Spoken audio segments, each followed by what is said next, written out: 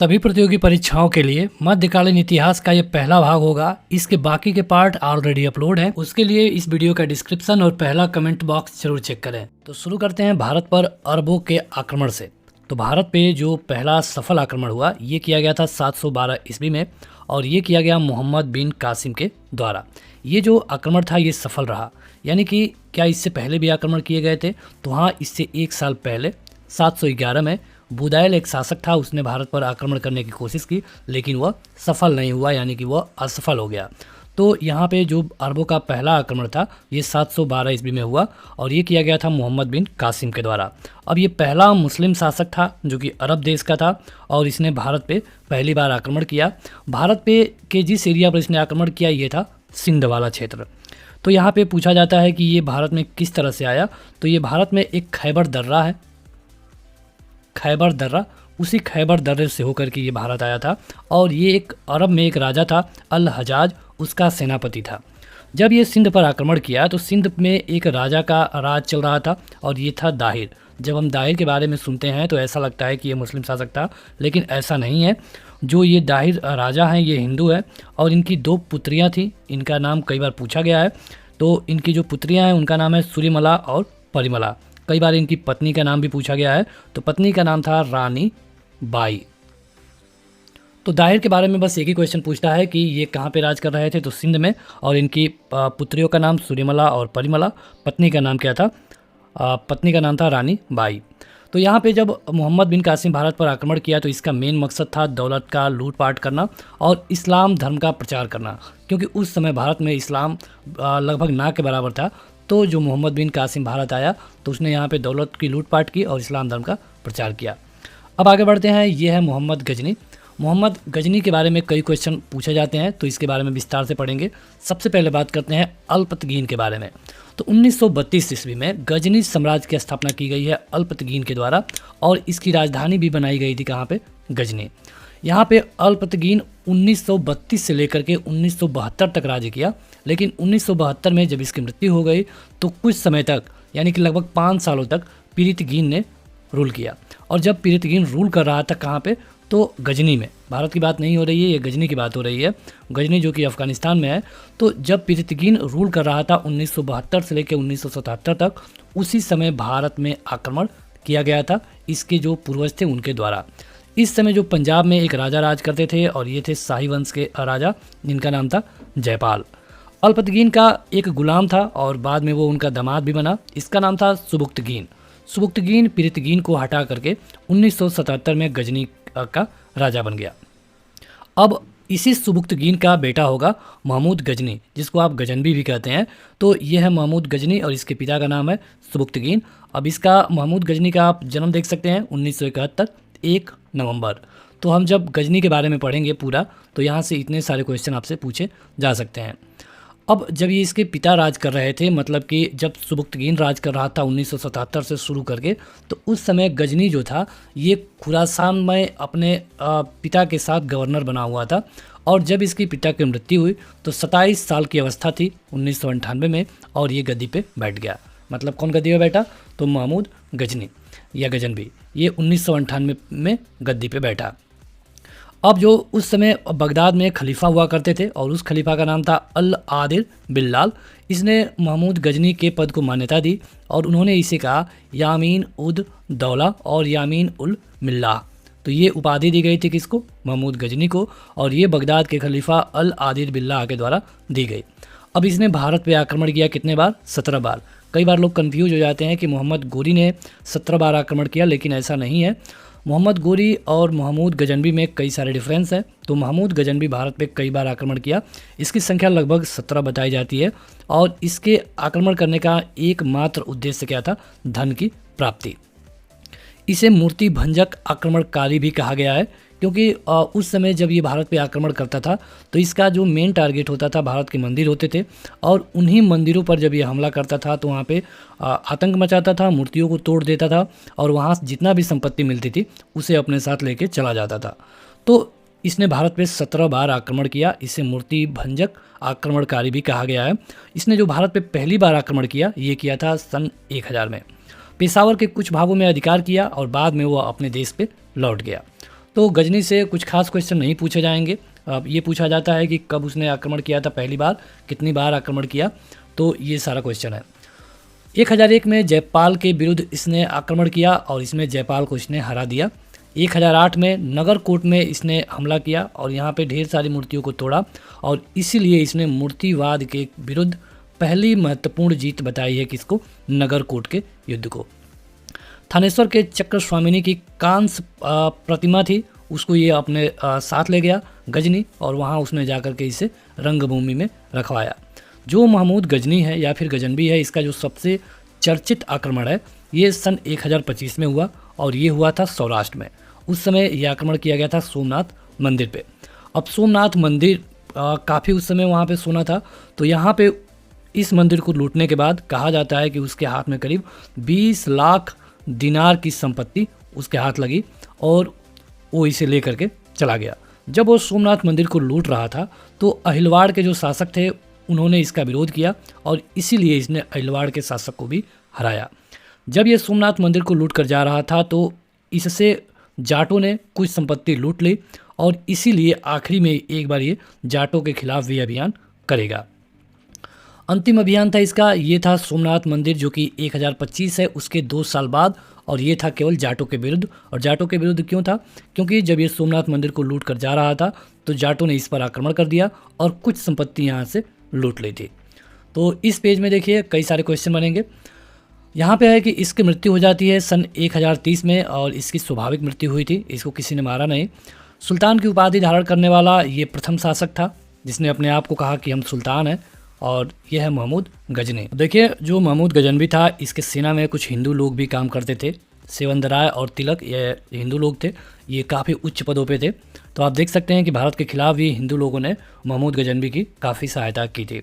अब इसके समकालीन लेखकों के बारे में कई बार क्वेश्चन पूछा जाता है, तो ये है फिरदौसी को पूर्व का होमर कहा जाता है और इन्होंने क्या लिखा है, तो शाहनामा पुस्तक लिखा है। कई बार ये क्वेश्चन पूछा गया है कि शाहनामा के रचयिता कौन है, तो शाहनामा के रचयिता हैं फिरसौदी और फिरदौसी, और इन्होंने जो शाहनामा पुस्तक लिखी है ये किस भाषा में लिखी है, तो फारसी भाषा में। इसके अलावा इसी के शासन में था अलबरूनी ने किताबुल हिंद और तारीख़ हिंद की रचना की।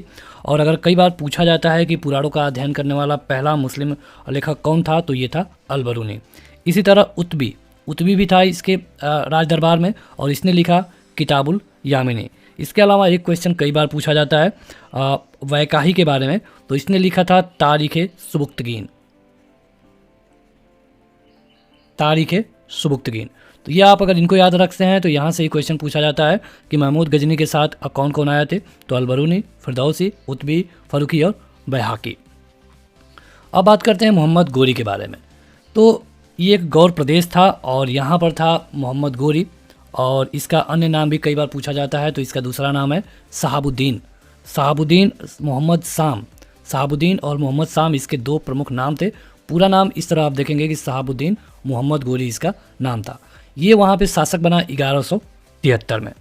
1173 में बना और ये कब तक रूल किया है, 1206 तक, जब तक इसकी मृत्यु नहीं हो जाती है।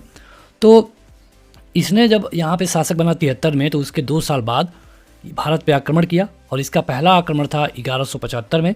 और 1175 में जब इसका पहला आक्रमण हुआ तो ये था मुल्तान पे। मुल्तान जो कि पाकिस्तान में है, तो उस समय पाकिस्तान भी भारत का हिस्सा था, तो इसका पहला आक्रमण मुल्तान के विरुद्ध था। इसके बाद यहाँ पर इसको हार का सामना करना पड़ा। इसके बाद इसका दूसरा आक्रमण था 1178 में और ये था पाटन गुजरात में। कई बार ये क्वेश्चन पूछा गया है, तो यहाँ पर पाटन गुजरात में इसका दूसरा आक्रमण था और यहाँ पर भी उसकी हार हुई बुरी तरह से, क्योंकि यहाँ पर उस समय एक राजा थे भीम द्वितीय राजा थे और इनका वंश कौन सा था, तो चालुक्य।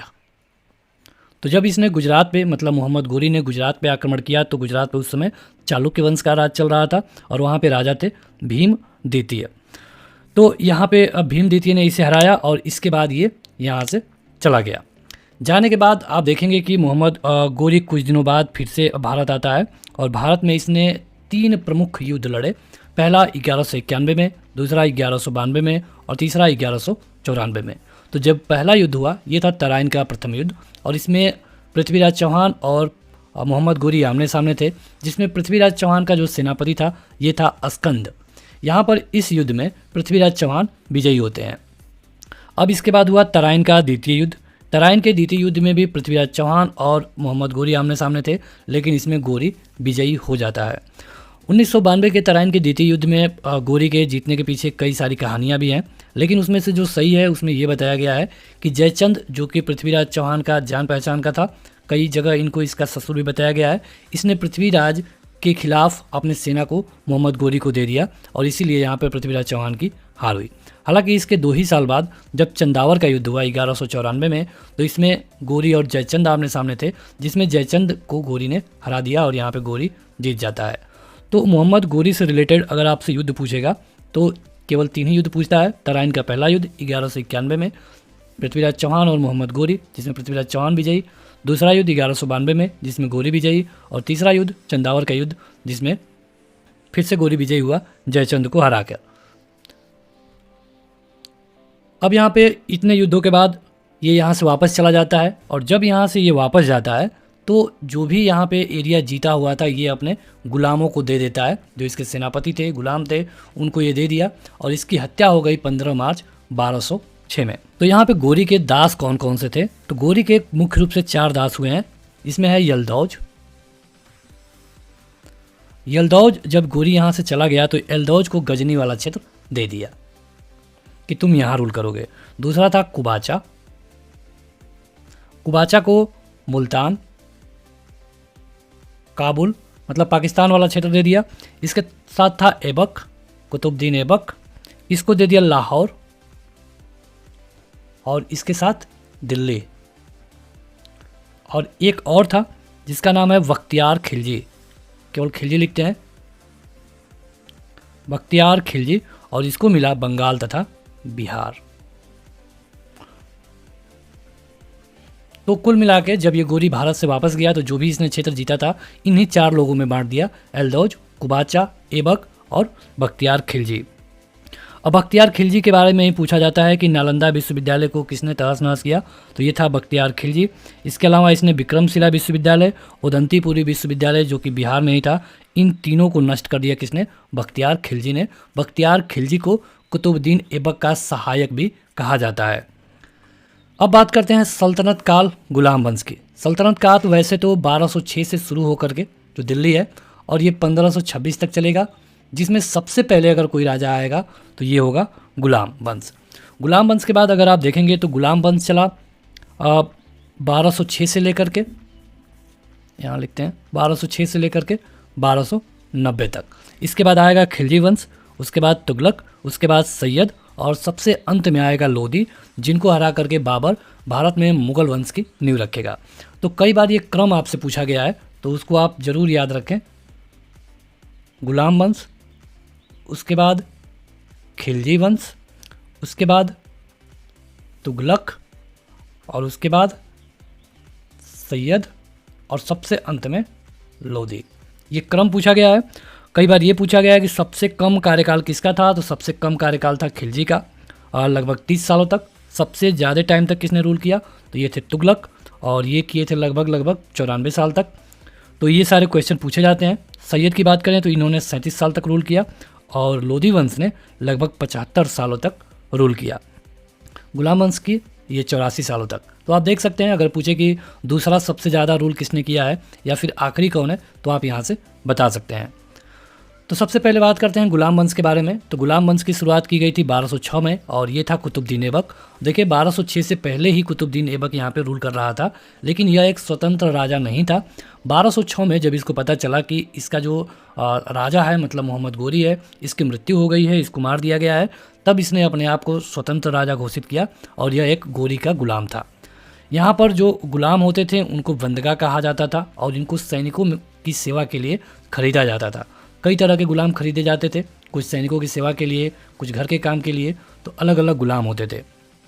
कुतुबुद्दीन ऐबक ने अपना राज्याभिषेक कराया 24 जून 1206 को, और इसने अपनी राजधानी कहाँ बसाई? लाहौर। आपको पता हो पिछले पेज पे हमने बताया था कि जो कुतुबुद्दीन ऐबक था इसको लाहौर और दिल्ली वाला क्षेत्र मिला था, लेकिन ये जब राजा बन जाता है पूरा तो अपनी राजधानी कहाँ रखता है? लाहौर। तो कई बार क्वेश्चन पूछा गया है कि लाहौर को सबसे पहले राजधानी किसने बनाई, तो ये है कुतुबुद्दीन ऐबक।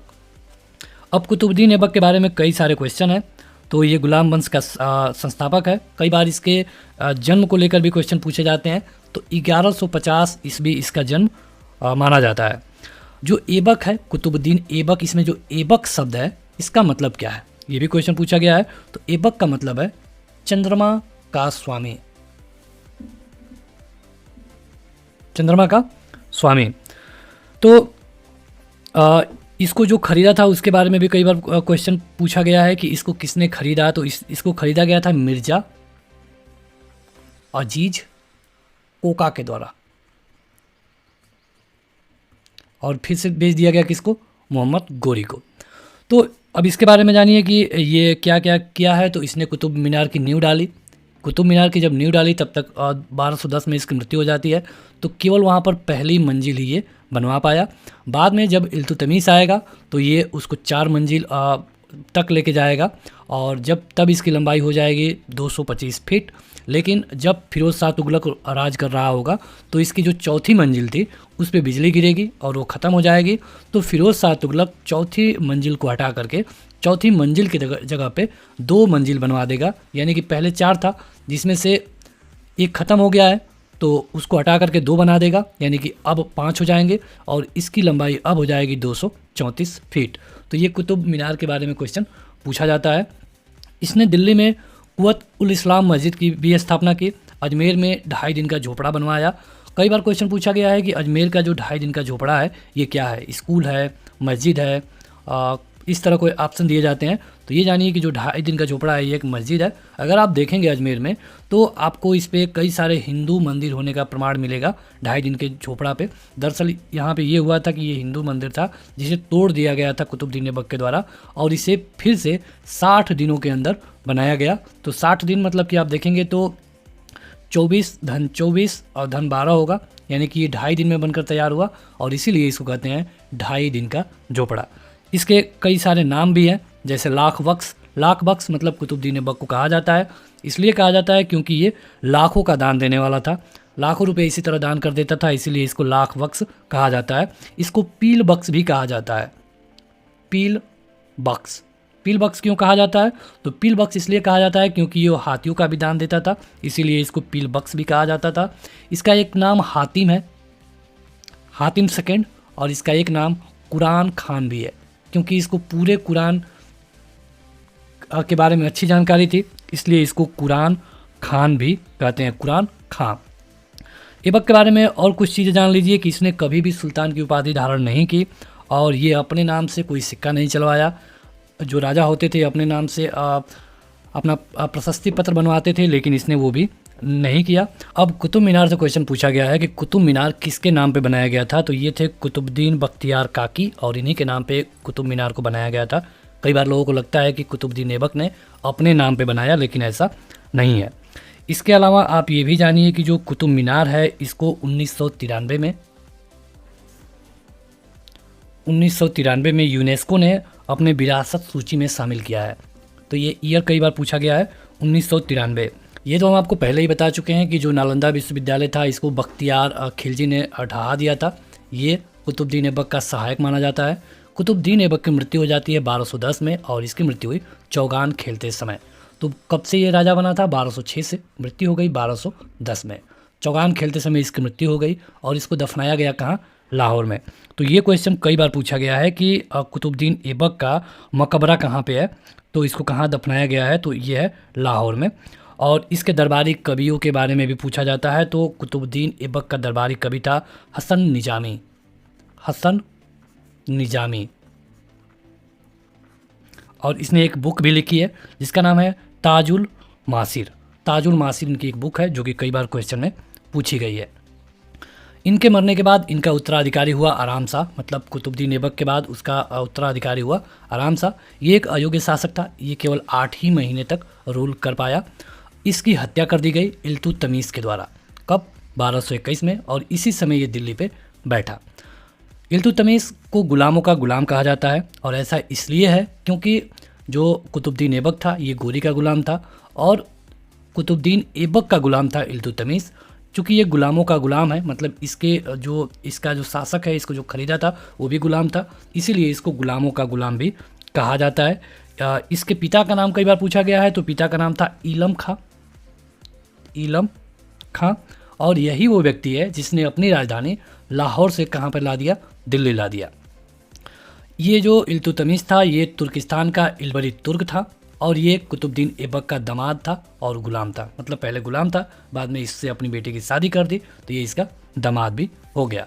जब कुतुबुद्दीन ऐबक की मृत्यु हुई तब ये बदायूं का गवर्नर था, इसने अपनी राजधानी शिफ्ट की लाहौर से दिल्ली। ये क्वेश्चन बहुत बार पूछा गया है। अब कुछ महत्वपूर्ण काम देख लेते हैं इल्तुतमिश के। तो कुतुब मीनार के निर्माण को पूरा कराया, क्योंकि जो कुतुबुद्दीन ऐबक था ये केवल पहला ही इसका मंजिल बनवा पाया था, तब तक उसकी मृत्यु हो गई। और चलिए यहाँ आप कमेंट करके बताइए कि इल्तुतमिश ने जब कुतुब मीनार को पूरा करवाया तब उसकी लंबाई कितनी थी। इल्तुतमिश ने जब कुतुब मीनार को पूरा करवाया तो उसकी लंबाई कितनी थी, आप कमेंट करके बताइएगा। सबसे पहले शुद्ध अरबी सिक्के इसी ने जारी किए, और जो इसका अरबी सिक्का था ये था चांदी का टंका और तांबे का जीतल। इसने इक्ता प्रणाली शुरू की। इक्ता मतलब कि ज़मीन का टुकड़ा। जैसे जो लोग उस समय सेना में होते थे उनको अपने रहन सहन के लिए ज़मीन का एक टुकड़ा दिया जाता था, मतलब कि इस टुकड़े पे आप अपना अनाज उगाएंगे, अपने परिवार का पोषण करेंगे, तो इसी को इक्ता प्रणाली कहा गया है। इक्ता प्रणाली के अलावा इसने एक 40 गुलाम सरदारों का संगठन बनवाया जिसको तुर्कान ए चिहलगानी कहते हैं। तुर्कान ए चिहलगानी। और इससे क्वेश्चन बहुत बार पूछा जाता है। जैसे आज के समय आप कैबिनेट देखते हैं, जैसे कि एक प्रधानमंत्री होता है, इसके कई लोग कैबिनेट मंत्री होते हैं, सबका अलग अलग विभाग होता है, उसी तरह उस समय ये 40 लोगों का एक संगठन बनवाया गया जिसका नाम था तुर्कान ए चिहलगानी। और इन्हीं लोगों के परामर्श से कोई भी काम होता था, ये लोग अपने अपने एरिया में बताते थे, उसी हिसाब से अपना काम किया जाता था। सर्वप्रथम दिल्ली के अमीरों का दमन किया किसने, इल्तुतमिश ने। और हौज ए सुल्तानी का निर्माण दिल्ली एक कुन्हा के निकट करवाया किसने, इल्तुतमिश ने। इल्तुतमिश एक पहला शासक है जिसको बगदाद के खलीफा सुल्तान पद की वैधानिक स्वीकृति देते हैं, क्योंकि इससे पहले जिन लोगों को भी वैधानिक स्वीकृति मिली थी वो गुलाम नहीं थे, लेकिन इल्तुतमिश गुलाम है, गुलामों का गुलाम है। तो ये इतना सफल राजा था कि बगदाद के खलीफा से अपने लिए स्वीकृति पद ले लिया, मतलब खुद को सुल्तान घोषित करा लिया। और इससे फ़ायदा ये हुआ कि जो उधर से आक्रमणकारी आते थे उनको पता था कि नहीं ये सुल्तान है, तो इसीलिए यहाँ पे आक्रमण नहीं होते थे। इल्तुतमिश की मृत्यु हो जाती है अप्रैल 1236 में। और इससे पहले चंगेज खान का आक्रमण हुआ था भारत में, लेकिन इस आक्रमण से इल्तुतमिश ने भारत को बचा लिया। कहा जाता है कि चंगेज खान जब भी आक्रमण करता था तो लूटने से ज़्यादा वो लोगों की हत्याएं करता था। तो चंगेज खान की नज़र उस समय भारत पर इसलिए पड़ी क्योंकि ख्वारिज्म का एक शासक था जलालुद्दीन। ये जब ख्वारिज्म पर चंगेज खान ने आक्रमण किया तो ये जलालुद्दीन भाग करके भारत आ गया, और इसने चंगेज खान के बारे में यहाँ के शासक इल्तुतमिश को बताया और कहा कि हमें अपने यहाँ शरण दे दो। मतलब जलालुद्दीन इल्तुतमिश से कह रहा है कि हमें अपने यहाँ शरण दे दो और हम तुम्हें बाद में इतने हाथियाँ या फिर इतने हीरे सोने चांदी देंगे। लेकिन इल्तुतमिश देखता है कि इसके पीछे तो चंगेज खान लगा है और इसलिए इनको शरण नहीं देता है, और जब इनको मार करके फेंक दिया जाता है तो इससे चंगेज खान खुश होता है और चंगेज खान भारत पर आक्रमण नहीं करता है। इल्तुतमिश की जब मृत्यु हो गई 1236 अप्रैल में, तो इनके बाद इसका एक पुत्र था रुकनुद्दीन फिरोज, ये गद्दी पर बैठा, जो कि बिल्कुल अयोग्य था। और जब तक ये गद्दी पर था तो उस समय भले यह गद्दी पर था, मेन इसकी जो राजा का काम था ये इसकी माँ देखती थी, और इसके माँ का नाम था शाह तुर्कान। मतलब राजा कोई और है और पावर किसी और के पास है। जैसे शाह तुर्कान का सीधा सीधा जो तुर्कान है चिहलगामी के लोग थे 40 लोग, उनसे ये था कि आप इसको राजा बने रहने दें और आपको जैसे राज में काम करना है आप वैसे करें, आप चाहे जितना पैसा ले लें, किसी से कोई दिक्कत नहीं है। तो इस तरह ये राजा बना रहा, लेकिन मेन पावर था इसके माँ के पास। तो इसके माँ के पावर से जो तुर्की अमीर थे ये परेशान हो गए, और इसीलिए इन्होंने रुकनुद्दीन फिरोज को गद्दी से हटा करके रजिया को गद्दी पे बैठाया, जो कि रजिया बेगम थी, मतलब पूरा नाम रजिया बेगम था, और ये दिल्ली की पहली महिला मुस्लिम शासक बनेगी। तो 1236 में ही रजिया को सुल्तान बना दिया गया। तो भले ही रजिया को सुल्तान बना दिया गया, लेकिन उस समय मुस्लिम औरतों पे काफ़ी प्रतिबंध हुआ करता था, जैसे कि उनको क्या पहनना है, कैसे लोगों के सामने आना है। लेकिन रजिया ने ऐसा कुछ नहीं किया। जब वो राज दरबार में आती थी तो चोगा और कुला मतलब टोपी और काबा पहन करके आती थी। तो जो उस समय के जो अमीर थे वो लोग इससे भी परेशान हो गए और उन्होंने रजिया के बारे में गलत सूचना फैलाना शुरू किया, क्योंकि रजिया एक बहुत लोगों में इसके बारे में क्रेज़ था, लोग इसको बहुत चाहते थे। तो वहाँ पे जो घोड़े होते थे, घोड़ों का सरदार बनाया इसने एक व्यक्ति को, और इसका नाम था जमालुद्दीन याकूत। और जमालुद्दीन याकूत को इसने आमिर ए आखूर बनाया। आमिर ए आखूर मतलब कि घोड़े का सरदार, जो कि जो सारे घोड़े होंगे उनकी देख रेख करेगा। तो जो वहाँ के आमिर थे उन्होंने इसके बारे में गलत समाचार लोगों में फैलाने लगे, क्योंकि याकूत एक ब्लैक व्यक्ति था। तो लोग कहते थे कि जब रजिया घोड़े पे बैठती है तो ये इसको हाथ पकड़ के बैठाता है। तो इस तरह लोगों में गलत बातें फैलाई जाने लगी, ताकि लोग इसको जो पसंद करते हैं वो नापसंद करने लगे। और इसी के चलते इसके अलावा भी कुछ कारण थे, जो तुर्की अमीर थे इसके विरुद्ध हो गए और उन्होंने इसे बंदी बना करके दिल्ली की गद्दी पर मुइजुद्दीन बहराम शाह को बैठा दिया। मतलब कि इसको हटा दिया और इसके बाद से बहराम शाह को बैठा दिया। जो रजिया है इसकी शादी होती है अल्तुनिया के साथ, और जब शादी हो गई अल्तुनिया के साथ तो उसने फिर से प्रयास किया कि हम दिल्ली की गद्दी को प्राप्त कर लें, लेकिन ऐसा नहीं हुआ और डाकुओं के द्वारा कैथल में इसकी हत्या कर दी गई। इसके साथ साथ अल्तुनिया की भी हत्या कर दी गई थी। तो ये डेट कई बार पूछा जाता है, 1240 में रजिया की हत्या की गई। देखिए उस समय अगर आपने इससे पहले ध्यान दिया हो तो जो इल्तुतमिश में चालीसा हुआ करता था, तुर्कान ए चहलगामी, उसी में अल्तुनिया था। और जब चालीसा के लोग ही इसके खिलाफ हो गए तो अल्तुनिया को इसने अपने साथ मिला लिया, और जब इसने दिल्ली पे फिर से अपना पकड़ बनाने की कोशिश की तो उस समय इसकी हत्या कर दी गई डाकुओं के द्वारा कैथल में। हालांकि ये हर जगह डाकू नहीं मिलता है, कई जगह डाकू और कई जगह किसान के रूप में लिखा गया है। इसके बाद जो बहराम शाह राजा बना, इसको बंदी बना करके उसकी हत्या 2 साल बाद यानी कि 1242 में ही कर दी गई, क्योंकि 1240 में जब रजिया सुल्तान हटी तो बहराम शाह राजा बना, लेकिन 2 साल बाद इसको भी बंदी बना करके इसकी हत्या कर दी गई। और उसके बाद जो राजा बना इसका नाम था अलाउद्दीन मसूद शाह। तो आप देखेंगे कि जब तक इल्तुतमिश था, मतलब कि 1210 से लेकर के 36 तक, तो वहाँ पे सब कुछ सही था। लेकिन उसके बाद यहाँ पे जो भी राजा आ रहे हैं 2 से 4 साल में इनकी हत्या हो जा रही है। इसके बाद बलबन 1246 में अलाउद्दीन मसूद शाह को सुल्तान पद से हटा दिया और एक नया सुल्तान बनाया जिसका नाम था नसरुद्दीन महमूद। अब देखिए ये बलबन कौन है? अभी तक आपने बलबन का नाम पहली बार सुना है, लेकिन आने वाले दिनों में ये बलबन काफ़ी प्रभावशाली हो जाएगा। जो हमने आपको तुर्कान ए चहलगामी के बारे में बताया था, जो कि 40 लोगों का एक ग्रुप था, उसमें बलबन काफ़ी पावरफुल था। तो वहाँ पर बलबन को एक प्रधानमंत्री के तौर पे एक पद दिया गया, जैसे आज होता है कि भले ही एक व्यक्ति को मुख्य बना दिया गया लेकिन असल पावर किसी और के पास है। तो उसी तरह भले ही राजा बलबन ने बनाया नसरुद्दीन महमूद को, लेकिन पूरा पावर था बलबन के पास। और ये नसरुद्दीन महमूद है जिसको बलबन ने जिससे अपनी बेटी की भी शादी की। नसरुद्दीन महमूद के बारे में कहा जाता है कि यह टोपी सी करके अपना जीवन निर्वाह करता था। मतलब इसके फालतू खर्चे नहीं थे। जो उस समय के राजा होते थे वो अपने ऊपर काफ़ी खर्चे करते थे, चाहे शादियों पे, चाहे हाथी घोड़े। लेकिन नसरुद्दीन महमूद के साथ ऐसा बिल्कुल नहीं था, क्योंकि इसका क्लियर कट जवाब था कि बलबन के लिए कि आप जब तक चाहें मुझे राजा बना के रख सकते हैं और जो भी फैसला लेना है, जो भी करना है, आप खुद करते रहिए। तो बलबन इसीलिए अपनी पुत्री का विवाह भी इससे कर दिया। ये था नसरुद्दीन महमूद, और ये केवल अपने काम से काम रखता था। पूरा पावर इस समय बलबन के पास है, भले ही यह राजा नहीं है। बलबन का जो वास्तविक नाम है ये कई बार पूछा गया है। बलबन का वास्तविक नाम था बहाउद्दीन, और यह इल्तुतमिश का गुलाम था। मतलब गोरी का गुलाम कुतुबुद्दीन ऐबक, ऐबक का गुलाम हुआ इल्तुतमिश, और इल्तुतमिश का गुलाम कौन है? ये बलबन है। बलबन कहाँ से है? तुर्कान ए चहलगामी में ये था, और ये बाद में इतना पावरफुल हो गया कि नसरुद्दीन महमूद के समय पर इसको प्रधानमंत्री बना दिया गया।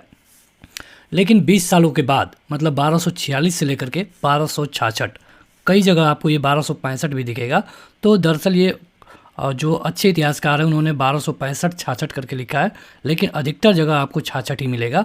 तो 1266 में जो बलबन है इसने नसरुद्दीन महमूद को हटा करके खुद दिल्ली की गद्दी पर बैठा और अपना जो नाम रखा ये था गियासुद्दीन बलबन। तो यहाँ से बलबन अब राजा बन जाएगा। और जब इसके टाइम पीरियड पे जितने भी मंगोलों के आक्रमण हुए, कई मंगोलों के आक्रमण हुए हैं इसके टाइम पीरियड पे, सभी आक्रमणों से इसने दिल्ली को बचा लिया। अब देखिए मंगोल काफ़ी खतरनाक हुआ करते थे, इसीलिए उनके आक्रमण से बच जाना ही एक बहुत बड़ी बात हुआ करती थी। तो यहाँ पर एक सीरी नामक नगर भी बसाया गया, किसके द्वारा? बलबन के द्वारा। ये भी क्वेश्चन कई बार पूछा गया है कि बलबन ने किस नगर की स्थापना की थी, तो ये था सीरी नामक नगर।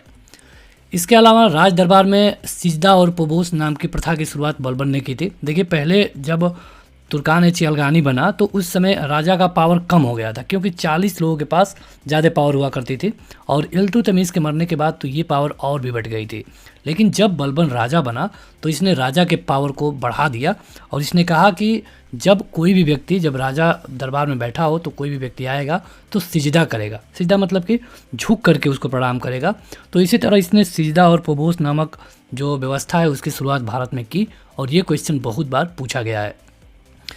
इसके अलावा इससे पहले अगर आप देखेंगे तो जो भी मुस्लिम राजा होते थे वो फारसी रीति को कम ही अपनाते थे, वो केवल अरबी और ईरानी लोगों को ज़्यादा अपनाते थे। लेकिन बलबन ही एक पहला ऐसा शासक होगा जिसने फारसी रीति रिवाज पर आधारित एक त्यौहार है नौरोज़, इसको मनाने की शुरुआत की, ताकि जो लोग हैं, जो फारसी लोग हैं, वो भी इससे संतुष्ट रहने लगे। जो बलबन के विरोधी हैं, इनके प्रति बलबन लौह एवं रक्त की नीति अपनाया। अब देखिए उसमें क्या है कि कहा जाता है कि जब बलबन रूल कर रहा था तो जो बाहरी प्रदेश के लोग थे यहाँ आकर के लूटपाट करते थे। जो इनके लोग हैं जब बाहर जाते थे तो उनसे भी लूटपाट होती थी। तो इनके लिए बलबन ने काफ़ी कड़ा प्रतिबंध किया, और इसने 3000 अफगान लोगों को बुलाया और इन सभी डाकुओं को इसने मरवा दिया। तो इसीलिए कहा जाता है कि बलबन ने कठोर लौह एवं रक्त नीति का पालन किया। आगे बढ़ते हैं तो आगे है कि यहाँ पे जो महमूद था, नसरुद्दीन महमूद, जिसको इसने अभी तक राजा बनाया था 1246 से लेकर 66 तक, उसने बलबन को कहा है उलूग खा। ये भी क्वेश्चन बहुत बार पूछा गया है कि बलबन को उलूग खा की उपाधि किसने दी, तो ये दी गई थी नसरुद्दीन महमूद के द्वारा। इसके अलावा जब, अब ऐसा तो नहीं है कि उस समय हमेशा युद्ध हुआ करते थे, कभी एक बार युद्ध हो गया तो 3 साल 4 साल तक युद्ध ही नहीं होते थे। तो उस कंडीशन में जो बलबन था अपनी सेना को आखेट अभियान के नाम से, मतलब कि शिकार करने जाना है, अपनी सेना को दूर तक टहलाता था, और इससे क्या होता था कि उसकी सेना दुरुस्त रहती थी। तो ये भी क्वेश्चन कई बार पूछा गया है। इसके अलावा जो बलबन का दरबार है इसमें प्रसिद्ध कवि अमीर खुसरो और अमीर हसन रहते थे, ये भी काफ़ी महत्वपूर्ण है, कई बार ये भी पूछा गया है। गुलाम वंश का अंतिम शासक था शमसुद्दीन कैमुर्स, और ये बलबन का बेटा नहीं है। इस बलबन की मृत्यु होती है 1286 में, और बलबन का कोई बेटा नहीं था, जो भी थे मर गए थे। लेकिन इसका एक पोता था जो था शमसुद्दीन कैमुर्स, और इसी को राजा बनाया गया। और ये भी एक बहुत पावरफुल राजा नहीं था, और इसीलिए 1290 में गुलाम वंश का खात्मा हो जाता है। गुलाम वंश 1206 से लेकर के 1290 तक काम कर पाया। इसके बाद आता है खिलजी वंश। तो आगे बढ़ते हैं, ये है खिलजी वंश, जिसका टाइम पीरियड है 1290 से लेकर के 1320 तक। ये कई बार क्वेश्चन डायरेक्ट आपसे पूछा जा चुका है। तो जो गुलाम वंश था इसको ख़त्म किया गया 1290 में 13 जून को, और इसको ख़त्म किया था जलालुद्दीन फिरोज खिलजी ने, जो कि उस समय एक सैनिक हुआ करता था। तो इसने गुलाम वंश को ख़त्म करके खिलजी वंश की स्थापना की, और इसने अपनी राजधानी किला खोरी को बनाया। जलालुद्दीन जब रूल करना शुरू किया 1290 से, तब इसका एक दामाद था और भतीजा भी, मतलब पहले भतीजा था, बाद में शादी हुई है इसकी लड़की का, तो दामाद भी हो गया है। तो इसका भतीजा था अलाउद्दीन खिलजी। अलाउद्दीन खिलजी सेना में एक अच्छे पद पे था। ये महाराष्ट्र में गया था, और वहाँ पर एक राजा के यहाँ लूटपाट करने के बाद वहाँ से ढेर सारा धन लेकर के वापस आ रहा था। तो लोगों ने जलालुद्दीन को बताया कि तुम्हारा भतीजा इतना सारा संपत्ति लेकर के वापस आ रहा है, देखो वो पता चले कि अपने ना रख ले, तुमको देगा नहीं देगा। तो जलालुद्दीन कहता है कि नहीं, वो मेरा भतीजा है, हमने उसे अपने बेटे की तरह से पाला है, वो हमें ज़रूर देगा। तो यहाँ पे अलाउद्दीन खिलजी एक शर्त रखता है कि अगर आप हमें कड़ा मानिकपुर में आकर के मिलते हैं अकेले, तो वहाँ पर हम आपको इसमें से पूरा पैसा या फिर इतना पैसा दे देंगे। तो जलालुद्दीन खिलजी अलाउद्दीन खिलजी से मिलने जाता है, और वहीं पर यानी कि प्रयाग में जो कड़ा मानिकपुर जगह है, वहीं पर अलाउद्दीन खिलजी ने अपने चाचा और ससुर जलालुद्दीन खिलजी की हत्या कर दी। जब अलाउद्दीन खिलजी ने इसकी हत्या कर दी, तब ये 12 अक्टूबर 1296 को दिल्ली का सुल्तान बना। मतलब अपने चाचा की हत्या कर दी और ये सुल्तान बना अलाउद्दीन खिलजी। इसके बचपन का नाम था अली तथा गुरसाप, ये भी क्वेश्चन कई बार पूछा गया है। और ये सेना में नगद वेतन देने का जो काम था ये अलाउद्दीन खिलजी शुरू किया। इससे पहले अगर आप देखेंगे तो किसी को इतना वेतन नहीं मिलता था, क्योंकि युद्ध हमेशा होते नहीं थे। तो जब युद्ध होता था तो वेतन मिलता था, वो भी कई बार इक्ता के रूप में मिलता था। अस्थाई सेना नहीं होती थी। कई बार लोगों को ये था कि आप अपना काम करते रहिए, जब सेना की ज़रूरत पड़ेगी तो आपको सेना के लिए लड़ना है। तो इस तरह अस्थाई सेना हुआ करती थी। लेकिन यह एक पहला शासक हुआ जिसने नगद वेतन देना शुरू किया और अस्थाई सेना रखना शुरू किया। उस समय कहा जाता है कि एक व्यक्ति को उतना ही वेतन मिलता था जितना एक घोड़े को, मतलब कि उस समय 78 टंका मिलता था एक सैनिक को, और अगर ये सैनिक एक घोड़ा रख ले तो उस घोड़े का भी 78 टंका मिलता था। अगर ये 2 घोड़ा रख ले तो इसको 78 गुणे 2 मिलता था। इस तरह नगद वेतन देने की सुविधा जो शुरू की अलाउद्दीन खिलजी ने शुरू की। और इसी तरह इसके पास सबसे विशाल सेना हो गई जो कि अस्थाई थी। तो दिल्ली में अब तक जिस राजा के पास सबसे ज़्यादा विशाल सेना है वो है अलाउद्दीन खिलजी के पास। अब यहाँ पे आपने देखा कि इसने घोड़ों पर भी पैसा देना शुरू किया। तो लोग क्या करते थे कि जब युद्ध नहीं होता था तो उन्हीं घोड़ों को अपने काम में लगा देते थे, जैसे सवारी के लिए, कहीं मार्केट में यहाँ से यहाँ पर लोगों को पहुँचाने के लिए। तो लोगों को डबल फ़ायदे मिल रहा था। घोड़े को सवारी में लगा करके ढोता था, उससे अलग पैसा, और राजा के यहाँ से 78 टंका अलग से आ रहा है। तो जब ये बात अलाउद्दीन खिलजी को पता चली तो उसने कहा कि ऐसा नहीं हो सकता। उसने घोड़ा दागने की प्रथा शुरू की, मतलब घोड़े पर एक खास तरह का चिन्ह लगा दिया जाता था, और अगर इस तरह का चिन्ह वाला घोड़ा को आपने सवारी के लिए यूज किया तब आपको इसकी सज़ा मिलती थी। अलाउद्दीन खिलजी का कहना ये था कि अगर आपने घोड़ा सेना के लिए रखा है, सेना से आपको पैसे भी मिल रहे हैं, तो आप अपने घोड़े से और कोई काम नहीं करा सकते हैं। उसी तरह ये पहला राजा था जिसने कि सैनिकों की हुलिया लिखने की प्रथा शुरू की, जैसे कि कौन सा सैनिक है, उसके शरीर पे कहाँ कटे पीटे का निशान है, इस तरह की हुलिया लिखने की प्रथा सबसे पहले अलाउद्दीन खिलजी ने शुरू की। उस समय ज़मीन से जो टैक्स लिया जाता था ये उपज पर लिया जाता था, जैसे कितना उपज हुआ, आपके खेत में कितना धान हुआ, कितना गेहूं हुआ, उसका कितना भाग देना है, ये उस समय टैक्स लिया जाता था। तो इसने भू राजस्व की दर को बढ़ा करके 1/2 कर दिया, यानी कि अगर आप 100 किलो गेहूं उपजा रहे हैं तो आपको 50 किलो का टैक्स देना पड़ेगा। ऐसा किया गया था अलाउद्दीन खिलजी के टाइम पीरियड पे। आगे बढ़ते हैं तो इसने जो लूट का धन था, लूट मतलब कि खम्स का जो धन था, इसमें सुल्तान का हिस्सा 1/4 के स्थान पे 3/4 कर दिया। मतलब क्या होता था कि अगर कोई सैनिक कहीं से कोई धन लूट कर लाता था तो अगर वो 100 रुपये लेकर आया है, उदाहरण के लिए बता दें, तो पहले राजा को केवल 25 रुपये देना होता था। हालांकि उस समय रुपया नहीं था, केवल टंका चलता था, तो 25 रुपये देना होता था, जो कि 1/4 था। लेकिन अलाउद्दीन खिलजी ने कहा कि अगर आपने ये पैसा लूट कर लाया है तो आपको 25 की जगह 75 रुपये हमें देने होंगे, 25 रुपये अपने रखने होंगे। इसने व्यापारियों में बेईमानी रोकने के लिए कम तौलने वाले व्यक्ति के शरीर से मांस काट लेने का आदेश दिया।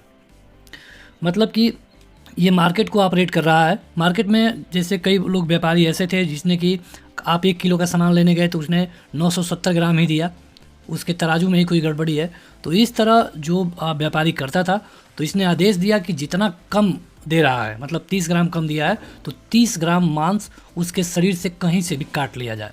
तो इस तरह इसके आदेश इतने खतरनाक होते थे जिससे कि यहाँ पे मूल्य नियंत्रण भी हो पाया और बाज़ार भी अच्छे से काम करने लगी। इसने हर चीज़ों का मूल्य फिक्स कर दिया कि इसे आप इतने में बेच सकते हैं, इतने से ज़्यादा में आप इसे नहीं बेचेंगे। इसके लिए उसने बाकायदा कुछ लोगों की नियुक्ति भी की, उनको बाज़ारों में रखा जाता था। वो लोग चोरी छुपे रहते थे और उनका काम था यही देखना कि कोई व्यापारी इसमें गड़बड़ी तो नहीं कर रहा है। जैसे कोई व्यापारी दाल बेच रहा है और दाल में पत्थर के छोटे छोटे टुकड़े हैं, पता चले कि 1 किलो दाल में 50 ग्राम पत्थर के टुकड़े हैं तो ये 50 ग्राम अलग से बढ़ा करके दाल देनी होती थी। अगर आप नहीं देंगे तो आप इनके रूल को तोड़ रहे हैं, और इसके लिए उनको सज़ा भी मिलती थी। दक्षिण भारत की विजय के लिए अलाउद्दीन खिलजी ने मलिक काफूर को भेजा। तो 1297 में जब ये गुजरात विजय पे था तो वहाँ से इसने मलिक काफूर को ख़रीदा 1000 दिनार में, इसीलिए मलिक काफूर को 1000 दिनारा भी बोलते हैं। तो जब इसको ख़रीद लिया तो ये इसको ला करके अपने सेना में रखा, और सेना में अपने काम के दम पे मलिक काफूर एक छोटे से सैनिक से लेकर के सेनापति तक बना, और जो भी दक्षिण भारत में जितने भी अभियान करने होते थे उसने अलाउद्दीन ने मलिक काफूर को ही भेजा। और इसी में अगर आप देखेंगे तो एक हीरा है जो कि मलिक काफूर ही ला करके अलाउद्दीन को देता है। आगे बढ़ते हैं तो यह है जमैयत खाना मस्जिद, अलाई दरवाज़ा, सीरी का किला और 1000 खंबा महल का निर्माण अलाउद्दीन खिलजी ने करवाया है। ये क्वेश्चन बहुत बार पूछा गया है कि अलाई दरवाज़ा का निर्माण किसने करवाया, तो अलाई दरवाज़ा का निर्माण अलाउद्दीन खिलजी ने करवाया है। अलाई दरवाज़ा में इस्लामी वास्तुकला को दिखाई गई है और यहाँ पे अलाउद्दीन ने एक सिद्धांत बनाया, दैवी अधिकार का सिद्धांत। अब दैवी अधिकार का सिद्धांत क्या होता है, मतलब कि हमें भगवान ने भेजा है आप पे रूल करने के लिए। अगर भगवान के बाद कोई है, इस अल्लाह के बाद कोई है तो वो हम ही है। ये सिद्धांत दिया अलाउद्दीन खिलजी ने। ये खुद को एक उपाधि दिया है और यह है सिकंदर-ए-सानी, मतलब कि दूसरा सिकंदर। जैसे सिकंदर पूरे दुनिया को जीतता हुआ चल रहा था, उसी तरह ये भी दुनिया को जीतने का अपने मन में प्रयास किया। अपने मन में इसका विचार था कि हम भी दुनिया को जीतेंगे, तो इसलिए अपने आप को ये खुद सिकंदर-ए-सानी कहता था। अलाउद्दीन ने मलिक याकूब को दीवान-ए-रियासत नियुक्त किया। दीवान-ए-रियासत का मतलब ये होता है कि ये जो व्यापारी लोग होते हैं उन पे कंट्रोल रखता है, जो बाज़ार में मूल्य का नियंत्रण है, ये रखने का काम था दीवान-ए-रियासत को। तो इसने मलिक याकूब को क्या नियुक्त किया, दीवान-ए-रियासत। आगे बढ़ते हैं तो ये अलाउद्दीन की नियुक्ति परवाना नवीस नामक अधिकारी, नियुक्ति में एक परवाना नवीस नामक अधिकारी था जो कि किसी भी तरह का परमिट जारी करता था। अब देखिए बाज़ार को नियंत्रण करने के लिए इसने जो जो पद बनाए उसके बारे में देख लीजिए। ये है दीवान-ए-रियासत, जिसके बारे में हमने अभी आपको बताया है, व्यापारियों पर नियंत्रण। इसके अलावा बाज़ार नियंत्रण में मूल्य नियंत्रण भी था, तो दीवान-ए-रियासत का काम था बाज़ार को देखना। शाहनाए-मंडी, इसमें ये बाज़ार का अधीक्षक होता था, जिसको शाहनाए-मंडी कहा जाता है। कई बार एसएससी में क्वेश्चन पूछा गया है कि अलाउद्दीन के टाइम पे शाहनाए-मंडी क्या है, तो शाहनाए-मंडी एक पद है जो कि बाज़ार का अधीक्षक होता था। बरीद, तो बाज़ार के अंदर कुछ लोग गुप्त रूप से घूमते थे, जिनको बाज़ार के बारे में जानकारी दीवान-ए-रियासत को देनी होती थी, ये थे बरीद। मुनियान एवं गुप्तचर, गुप्त सूचना जो देने वाले लोग थे उनको मुनियान या फिर गुप्तचर कहा जाता था। इसके अलावा इसके राज दरबार में अमीर खुसरो हैं, तो अमीर खुसरो के बारे में भी जान लीजिए। अमीर खुसरो का पूरा नाम कई बार पूछा गया है, पूरा नाम है मोहम्मद हसन और उनका जन्म पटियाली यानी कि पश्चिमी उत्तर प्रदेश के बदायूं के पास 1252 ईस्वी में हुआ है। यह जो प्रसिद्ध सूफी संत थे शेख निजामुद्दीन औलिया, उसके शिष्य थे अमीर खुसरो। बलबन से लेकर के मोहम्मद तुगलक तक के दरबारों में यह रहे। कहा जाता है कि 7 दरबारों को अमीर खुसरो ने देखा था, मतलब बलबन के बाद जो जो लोग राजा हुए, अलाउद्दीन खिलजी, तो इन लोगों के दरबार में कौन रहा, अमीर खुसरो। इनको तूतिए हिंद यानी कि भारत का तोता भी कहा जाता है। इसके अलावा सितार और तबले के आविष्कार का श्रेय भी अमीर खुसरो को दिया जाता है। और भारत के संगीत में कव्वाली गायन को प्रचलित अगर किसी ने कराया तो ये हैं अमीर खुसरो। इसके अलावा इनकी कई सारी रचनाएं हैं जो कि कई बार पूछी जाती हैं, जैसे दीवान, ये फारसी कविताओं का संग्रह है। नूह, सिपेदार एवं मनसवी, देवल रानी, खिज खा, ये एक दुखद प्रेम कथा है। मतलब इनके कई सारे रचनाएं हैं जो कि कई बार क्वेश्चन में आपसे पूछा जाता है। इसके अलावा देखिए इसने कई सारे पद बनाए, जैसे शाहनाए-मंडी और सराय-ए-अदल, ये दोनों मार्केट से रिलेटेड जगह थी। सराय-ए-अदल में हाथ की बनाई हुई वस्तुएं आती थी और शाहनाए-मंडी में जो खाने पीने की वस्तुएं थी उनको लाया जाता था। अलाउद्दीन खिलजी की जो आर्थिक नीति है, इसके बारे में जो सबसे अच्छी जानकारी मिलती है, ये मिलती है तारीख़ फिरोज शाही में। और इसकी रचनाकार कौन है, जियाउद्दीन बर्नी। ये क्वेश्चन बहुत बार पूछा गया है। अलाउद्दीन खिलजी के टाइम पीरियड पर ही इब्न बतूता भारत आया था, तो इसने एक बुक भी लिखी है रिहला, तो ये भी क्वेश्चन आपसे कई बार पूछा जाता है। देखिए इब्न बतूता एक मोरक्को का यात्री था जो कि भारत कई देशों की यात्रा करते करते आया था। जब भारत आया तो अलाउद्दीन खिलजी उससे इतना प्रभावित था कि उसने उसको दिल्ली में काजी नियुक्त किया। तो उसने भी एक बुक लिखी है रिहला, जब यहाँ से चला गया तो ये भी क्वेश्चन कई बार पूछा गया है। मूल्य नियंत्रण करने के लिए इसने मुहतसिब और नाजिर इस तरह के अधिकारी भी बनाए थे। नाजिर मतलब कि जो नाप तौल का अधिकारी था, इसको नाजिर बोलता था, नाप तौल के अधिकारी को। आगे है तो ये राजस्व सुधारों के अंतर्गत अलाउद्दीन ने सबसे पहले मिल्क, इनाम एवं वक्फ के अंतर्गत दी गई भूमि को वापस लेकर के उसे खालसा भूमि में बदल दिया। मतलब इससे पहले जो भूमि दे दी गई थी फ्री में, उसको लेकर के इसने उसको खालसा भूमि में बदल दिया। अलाउद्दीन के समय पर जो 2 मुख्य रूप से टैक्स थे, ये था चराई कर और गढ़ी कर। ये क्वेश्चन बहुत बार पूछा गया है कि चराई कर किस चीज़ पे लगता था। तो चराई कर जो दुधारू पशु थे उन पे चराई कर लगाया जाता था। गढ़ी कर किस पे लगाया जाता था, तो घरों और झोपड़ी पर जो टैक्स लगाया जाता था उसको गढ़ी कर बोला जाता है। ये क्वेश्चन बहुत बार पूछा गया है। अलाउद्दीन के टाइम पीरियड पर यानी कि 1297 से लेकर के जब 1306 की हम बात कर रहे हैं, मंगोलों ने मुख्य रूप से 6 आक्रमण किए। और जो ये 6 आक्रमण हैं, कई बार ये पूछा जाता है कि कब कब किया गया, तो जो पहला आक्रमण था ये 1297 में किया गया, ठीक। दूसरा आक्रमण था 1298 में किया गया। इसके अलावा जो तीसरा आक्रमण था ये 1299 में किया गया। आप देखेंगे कि लगातार आक्रमण हो रहे थे। चौथा आक्रमण था 1303 में किया गया, पांचवा आक्रमण था 1305 में किया गया और छठवां आक्रमण था 1306 में किया गया। तो कई बार ये क्वेश्चन पूछा जाता है कि किस सुल्तान के टाइम पीरियड पे मंगोलों ने 6 बार आक्रमण किया, तो ये है अलाउद्दीन खिलजी। अब 6 बार डेट बहुत बार कम ही पूछा जाता है, बस आप ये जान लीजिए आपकी जानकारी के लिए कि कब कब किया गया था। इसकी मृत्यु हो जाती है 5 जनवरी 1316 में और इसकी मृत्यु स्वाभाविक थी। कहा जाता है कि अलाउद्दीन खिलजी इतना विक्षिप्त हो गया था जब इसका बुढ़ापा आया तो ये खुद के मांस को अपने दांत से ही काट लेता था। ये इतना विक्षिप्त था कि इसकी मृत्यु बड़ी भयानक हुई। इसके बाद कुतुबुद्दीन मुबारक खिलजी 1316 में राजा बना। जब ये मर गया तब अलाउद्दीन खिलजी के हटने के बाद कुतुबुद्दीन मुबारक खिलजी राजा बना और इसे नग्न स्त्री और पुरुष की संगत पसंद थी। कहा जाता है कि कई बार ये राज दरबार में स्त्रियों का कपड़ा पहन करके आ जाता था। और जो एक लेखक है बर्ने, इन्होंने कहा कि मुबारक खिलजी कभी कभी नग्न होकर के दरबारियों के बीच में दौड़ा करता था। तो आप देख सकते हैं कि ये कैसा राजा था, ये कैसे आगे राजपाट चला पाएगा। मुबारक खां को खलीफा की उपाधि भी दी गई थी। इसने स्वयं को कहा कि हम खलीफा हैं। मुबारक के वजीर थे खुसरो खां और इन्होंने 15 अप्रैल 1320 में इसकी हत्या कर दी और इसके बाद ये खुद दिल्ली की गद्दी पे बैठ गया। कौन? खुसरो खान, जो कि मुबारक खिलजी का एक वजीर हुआ करता था। खुसरो खां ने पैगंबर के सेनापति की उपाधि धारण की। मतलब जो खुसरो खां था इसने कहा कि हम पैगंबर के सेनापति हैं। पैगंबर मतलब कि अल्लाह के या भगवान के सेनापति हैं हम। तो इस तरह खुसरो खां अंतिम इसका राजा हो पाया और इसी खुसरो खां को पराजित करके एक गाजी मलिक या फिर तुगलक गाजी गयासुद्दीन तुगलक होगा, इनकी हत्या करके तुगलक वंश की स्थापना करेगा। तो मध्यकालीन इतिहास के लिए पहला भाग था। बाकी के पार्ट का लिंक आपको वीडियो के डिस्क्रिप्शन में और पहले कमेंट बॉक्स में मिल जाएगा। आपको यह वीडियो कैसी लगी कमेंट करके जरूर बताएं और इसी तरह की वीडियोज के लिए इसे लाइक और चैनल को सब्सक्राइब करें।